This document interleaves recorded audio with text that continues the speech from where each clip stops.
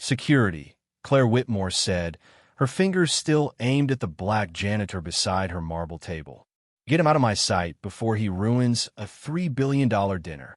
Hot coffee ran across the black stone and dripped on a Marcus Holloway's right forearm, but he did not flinch. He stood in a faded blue janitor's shirt while Claire stood in burgundy silk, diamonds at her throat, her leather handbag lifted away from him like he was the stain. Around them, the private dining room went still. Investors stopped chewing. A waiter froze with a silver tray. Ellis Grant, the manager, looked at Marcus like one complaint could erase his paycheck, his daughter's art program, and a fragile schedule that kept him the father who picked Zoe up every night. Marcus reached for the yellow towel, not to defend himself, but to stop the coffee from spilling onto Claire's bag. His sleeve pulled back. The long scar on his forearm caught the chandelier light. Beside it sat a small purple bracelet tied by a child's hands. Owen Pierce, Claire's bodyguard, saw the scar and stepped backward instead of forward. His hand dropped from his earpiece. His face went pale. "No," he whispered. "That's a Delta Force scar." Claire's smile broke for half a second, but pride put it back. "What did you say?" Owen did not answer her. He was staring at Marcus like the room had disappeared. "If you were standing there, would you stay silent to keep your job, or tell everyone the truth?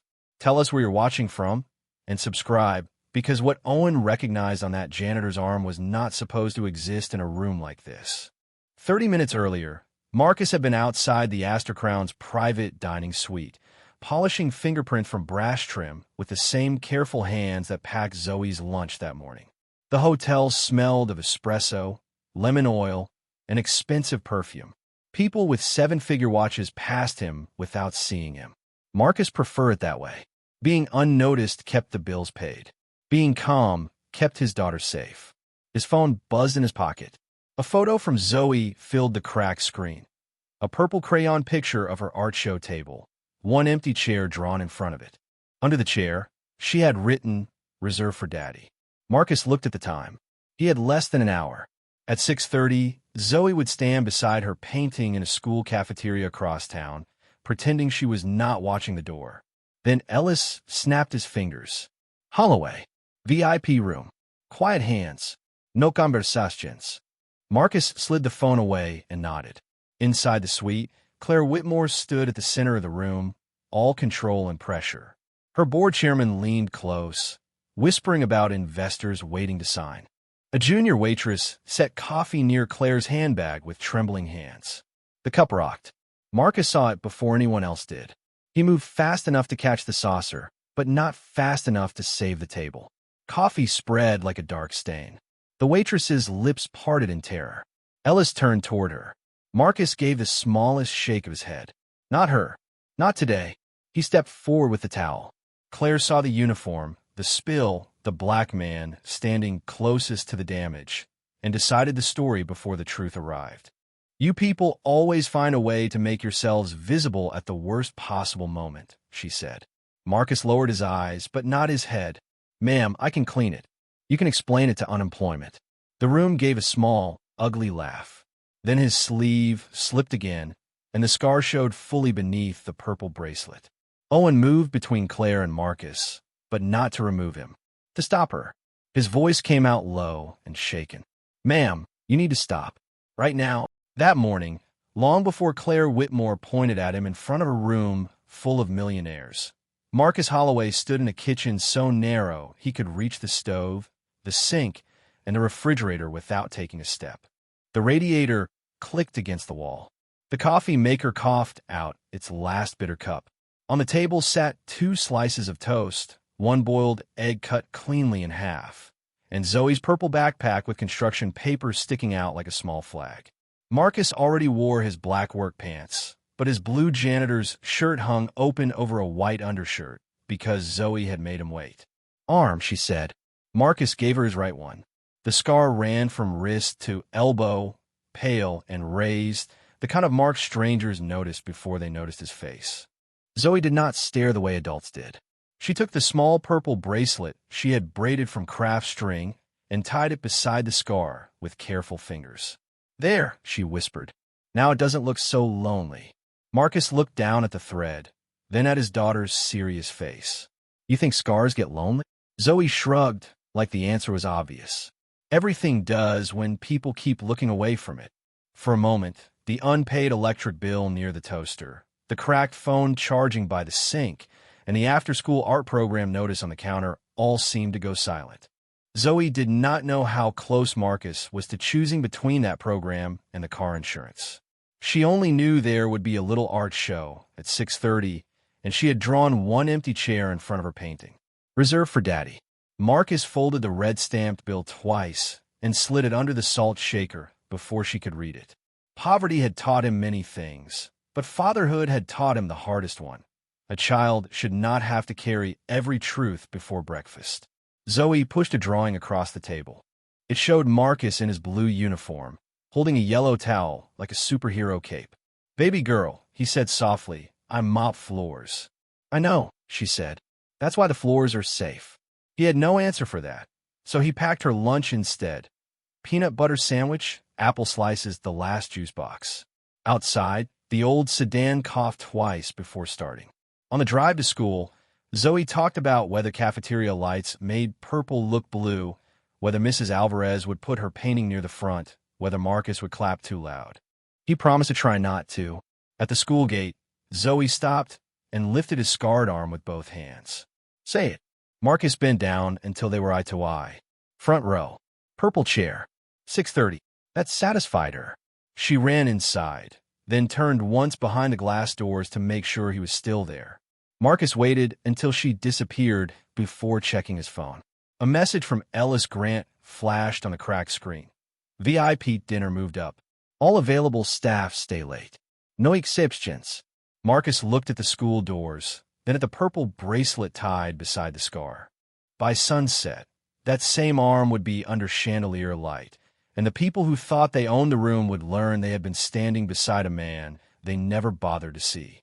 By late afternoon, the Astor Crown had stopped feeling like a hotel and started feeling like a machine built for people who never had to touch a door handle.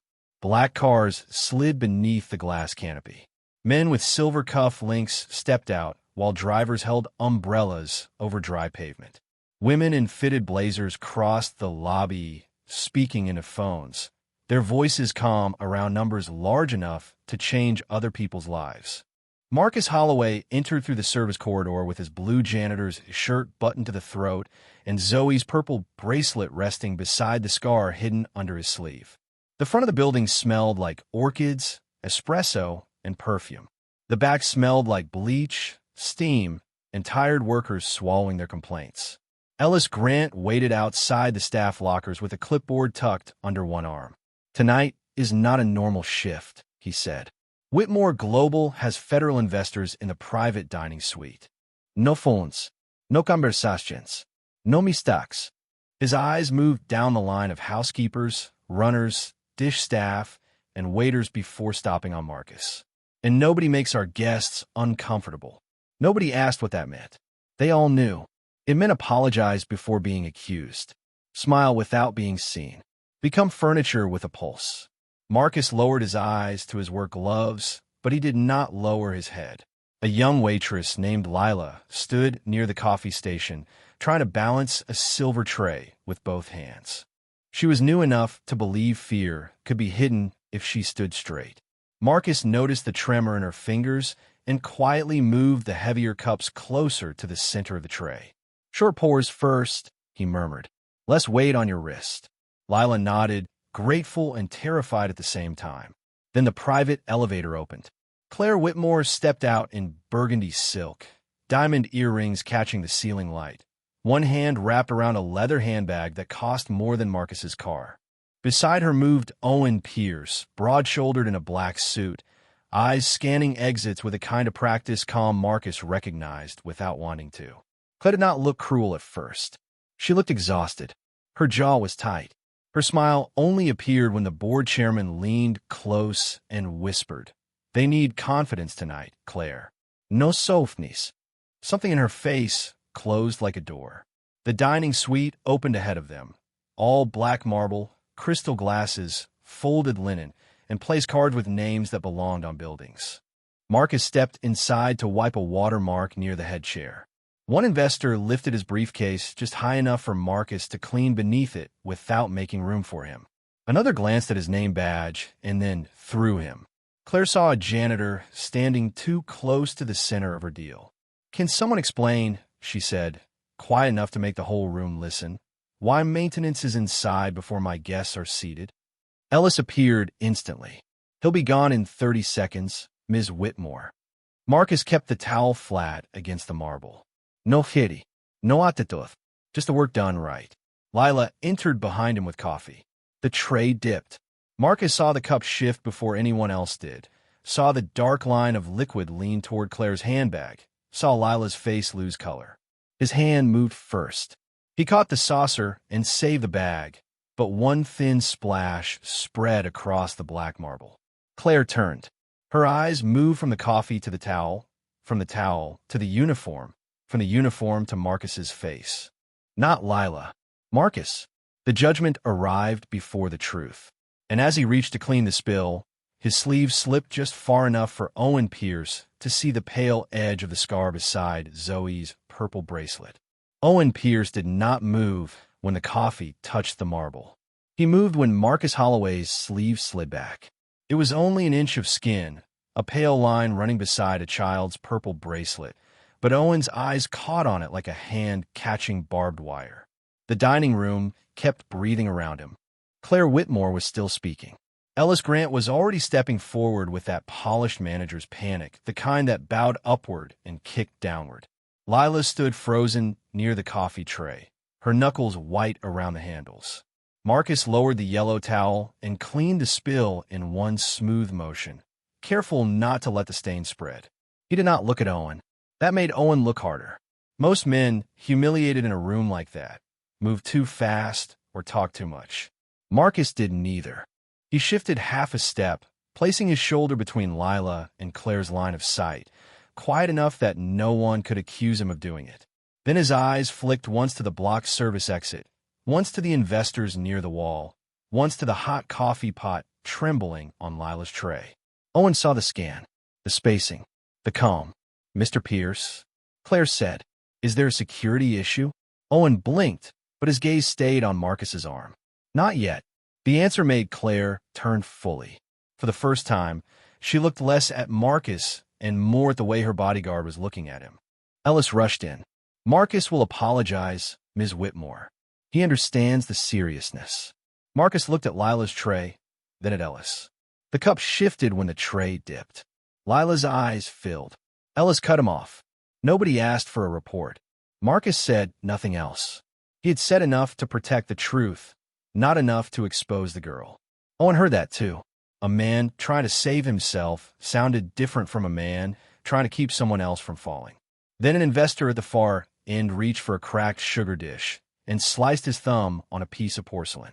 It was small, but blood brightened fast against the white linen. Before the waiter could react, Marcus was already there with a clean napkin. "Pressure here," he said, low and steady, lifting the man's hand. "Not on the cut. Below it." The investor stared, first annoyed, then confused by how certain Marcus's fingers were. Claire's eyes narrowed. Ellis forced a laugh. He watches too much television. Marcus released the hand only when the bleeding slowed. "First aid kit is behind the service station. Left drawer." Owen's face changed again. Not because Marcus knew where the kit was, but because he had spoken like a man used to giving calm instructions while panic tried to eat the room. Claire noticed the silence building where laughter had been. "Mr. Holloway," she said, reading his badge, "are you a janitor or something else?" Marcus pulled his sleeve down over the scar and touched the purple bracelet once. "Tonight, ma'am, I'm the man cleaning your table." Ellis smiled too quickly. "Exactly. And after service, he'll be written up." The room was ready to accept that, because it was easier. But Owen stepped closer and lowered his voice. "Where did you get that scar?" Marcus finally looked at him. For 1 second, the marble, the diamonds, the spilled coffee, all of it disappeared behind his eyes. Then he said, "Some places are better left unnamed." Owen's breath caught because years ago, through smoke and screaming metal, he had heard another man say almost the same thing. For one fragile moment, the room almost chose silence over cruelty. The investor's thumb had stopped bleeding. Lila had not been fired. Even Claire Whitmore looked at Marcus Holloway differently. Not with kindness, not with trust, but with the first uncomfortable trace of doubt. Owen Pierce still stood too close, his question hanging between them like smoke. "Where did you get that scar?" Marcus did not answer. He only rinsed the stained towel in a silver service bowl and wrung it out carefully, keeping Zoe's purple bracelet above the water. That small movement should have ended it. A spill cleaned, a cut handled, a dinner saved from embarrassment. Then Ellis Grant turned mercy into evidence. "Ms. Whitmore," he said, low enough to sound professional but loud enough for the table. "Staff are trained not to touch guests without authorization." He contradicted management, made physical contact with an investor, and disrupted a federal contract dinner. Lila looked up. "That's not what happened." Marcus glanced at her once. "Not a warning. A request. Don't spend your future on mine." Claire's jaw tightened as the board chairman leaned toward her, whispering about optics, liability, and how quickly one employee problem could become a headline. The word liability moved through the room faster than the smell of coffee. Ellis placed a printed incident form on the side table and clicked open a pen. "Marcus, sign this. Accept responsibility for the spill, the guest contact, and the disruption. Finish the shift out of sight. We can discuss your employment tomorrow." The paper looked thin. The damage inside it did not. Negligence, insubordination, unauthorized physical contact with guests. One signature could protect the hotel, Claire's dinner, Ellis's job, and maybe Lila's. It could also follow Marcus into every application after this one. He checked the wall clock. 6:11. Across town, Zoe would be smoothing the purple corners of her painting, pretending not to watch the cafeteria door. His phone buzzed in his pocket. Ellis snapped. No phones in the room. Marcus did not take it out. The sound stopped. Somehow that was worse. Claire saw his eyes move to the clock. She saw his hand close around the bracelet, but she did not yet understand what it cost him. "Sign it," Ellis said, "or leave now and don't come back." There it was. Keep the job by accepting a lie, or keep his dignity and risk the life he had built for his daughter. Marcus picked up the pen. Lila made a small sound. Owen's shoulders stiffened. Marcus signed only one line. "I cleaned the spill." Then he set the pen down. "I won't write that she did wrong when she didn't." Ellis's smile vanished. "Then you're choosing termination." Marcus folded the towel once and looked at Claire instead of Ellis. "No, sir. I'm choosing not to teach my daughter that a paycheck is worth a lie." The room went cold. Claire flinched, almost too small to see. Ellis lifted his radio. Escort him through the service exit. Marcus turned without protest. His cracked phone lit as he reached the door, and everyone close enough saw Zoe's message. "Daddy, they saved your chair." Before he could answer, glass shattered behind him, followed by the sound of a man choking on air he could not reach. The sound pulled Marcus Holloway back before any order could push him out. 1 second, he was at the service door with Zoe's message glowing on his cracked phone. The next, his body had already turned toward the private dining room. A federal investor was half standing beside the black marble table, one hand clawing at his throat, the other sweeping crystal glasses to the floor. His face had gone red, then gray around the mouth. People who had spent the evening speaking in billions suddenly could not form one useful word. Claire Whitmore froze with her napkin in her hand. Ellis Grant shouted for medical, but he did not move close enough to help. Marcus did. "Sir, can you cough?" His voice was calm as a locked door. The man could not. Marcus saw the plate, the crushed walnut garnish the server had been told to remove, the first glaze of panic in the investor's eyes. He stepped behind him, placed his arms with exact control, and gave one hard upward thrust. Nothing. Another. The room held its breath. On the third, the piece broke free onto the white linen. The investor collapsed into a chair, dragging air into his lungs with a sound that made everyone flinch. Marcus kept one hand steady on his shoulder. Slow breaths. "Don't drink yet. Check if he carries an EpiPen." No one laughed this time. Owen Pierce stared at Marcus like a locked memory had just found its key. Claire stared too, But Ellis recovered first because men like Ellis were fastest when blame needed a direction. Enough, he snapped, stepping between Marcus and the table. You were instructed to leave. Marcus looked at the plate. He told the server about the allergy. Lila nodded before fear pulled her eyes down. Ellis saw it and changed the trap. Careful, he said softly. You're a janitor accusing this hotel of negligence in front of federal investors. Claire's jaw tightened. The board chairman leaned close and whispered, Do not let this become the story. Ellis reached for the wet towel Marcus had left beside the spill. Zoe's purple bracelet had loosened during the rescue and caught in the cloth. Ellis lifted it with 2 fingers like evidence. Personal items in a service area, he said. Another violation. Marcus's hand twitched once. Just once. Zoe had tied that bracelet herself before school. Ellis noticed. Here's your choice. Sign the full report and leave quietly, or I call security and document this as workplace misconduct. He paused just long enough to aim lower. And if anyone asks why you missed a scheduled pickup tonight, I'll tell them exactly where you chose to be. The words landed where he meant them to land. Not at Marcus's job. At Zoe. Claire looked at Ellis then, disturbed but still silent, trapped between public image and the truth, standing in a janitor's shirt.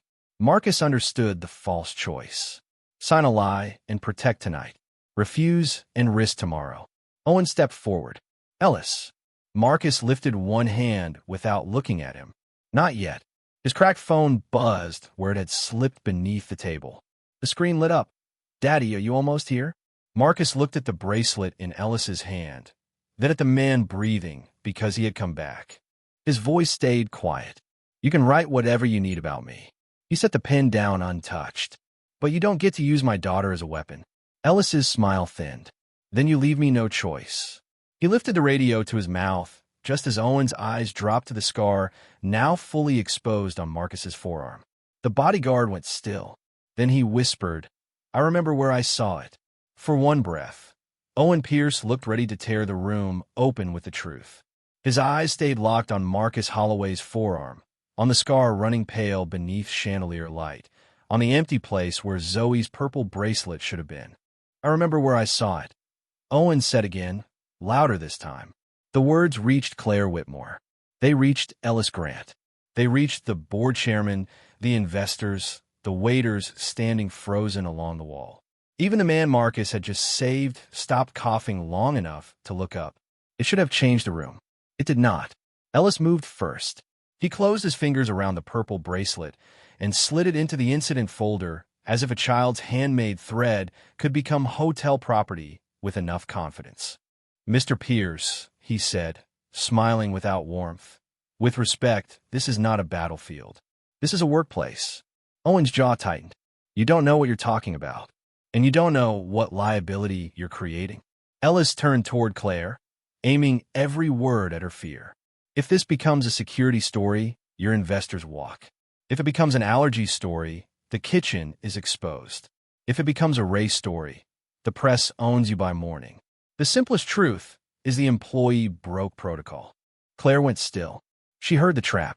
She also heard the silence of every powerful man waiting to see whether she would look weak. Marcus saw it too. He saw Owen ready to speak. He saw Lila trembling by the service station. He saw Claire trapped inside the image she had built. Then he saw the folder and the purple thread disappearing beneath Ellis's hand. That was the only thing that made him step forward. That belongs to my daughter, Marcus said. Ellis looked pleased, as if he had finally found the nerve he wanted.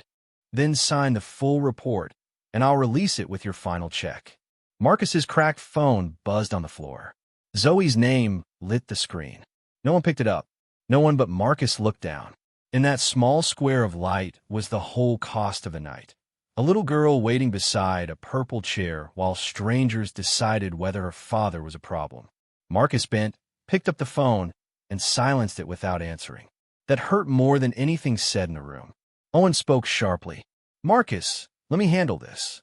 Marcus looked at him, and something in his eyes stopped the bodyguard cold. Not fear, not pride, a warning, not at my daughter's expense. He turned to Ellis. Keep the job, he said. Keep the report. Let Lila finish her shift. Make sure that man gets checked by a doctor. Claire blinked. You're walking away? Marcus looked at her then. Not angry. Worse. Disappointed without asking permission to be. No, ma'am. I'm choosing what my daughter can live with when she hears about tonight. Ellis lifted the radio. Security to private dining. 2 guards appeared near the service entrance. Owen stepped between them and Marcus, but Marcus gently touched his arm, stopping him with less force than a whisper. Then Marcus removed his employee badge and placed it on the black marble beside the coffee stain. He did not reach into the folder. He did not fight for the bracelet. He only looked at it once, the way a father looks at something small being held by the wrong hands, and walked toward the service exit while the room watched him lose in a way that felt strangely like standing taller than everyone else. Behind him, Ellis exhaled like he had one. Then the save investor stared at the walnut garnish still on his plate and said, hoarse but clear, wait. I told your staff about my allergy before he ever touched that table. Owen turned slowly toward Claire. And this time, he did not whisper. Owen Pierce turned toward Claire Whitmore, and the room seemed to understand before anyone spoke that something larger than a workplace complaint had entered the air. The saved investor was still breathing hard, one hand at his throat, the other pointing at the plate. I told your staff, he said. No woundeds. Twice. Lila covered her mouth. Ellis Grant looked at the garnish, then at the incident folder, and for the first time all night his confidence missed a step. This is not the time for confusion, he said. It is exactly the time, Owen answered. His voice was not loud, but it cut through the room cleaner than a shout. He walked to the marble table, picked up Marcus Holloway's employee badge, and held it in his palm like evidence the room had refused to read. You all keep saying janitor like it explains him. Marcus stood near the service exit with Zoe's purple bracelet tied back around the scar on his arm. He could have kept walking. He almost did. Then he saw Lila's eyes. He saw the investor still shaking. He saw Claire looking at Ellis as if she had finally noticed the machine she had trusted had teeth. Marcus stepped back into the room, not to prove he was powerful, to finish the truth without letting someone weaker carry the blame. Owen looked at him once, asking permission without words. Marcus gave the smallest nod. Owen's face tightened with an old memory. 9 years ago, he said, I was attached to a classified Delta Force extraction overseas. Our vehicle was hit. I was pinned under burning metal. I couldn't see the man who came back for me. Smoke everywhere. Heat everywhere. But I remember his arm. The room went completely still. Phones lowered. Silverware stopped moving. Even Claire forgot to breathe. Owen pointed, not with accusation, but with reverence, to Marcus's scar. That scar came from pulling me through a window frame hot enough to burn through gloves. He kept saying one thing while he dragged me out. Owen swallowed. I don't leave fathers behind. Claire's eyes moved to Marcus, then to the purple bracelet, then to the cracked phone in his hand with Zoe's missed calls on the screen. The title of him changed in her face before her mouth could catch up. Not maintenance, not liability, not background. A father, a man. Marcus did not look proud. He looked tired. You had a daughter, he said quietly to Owen.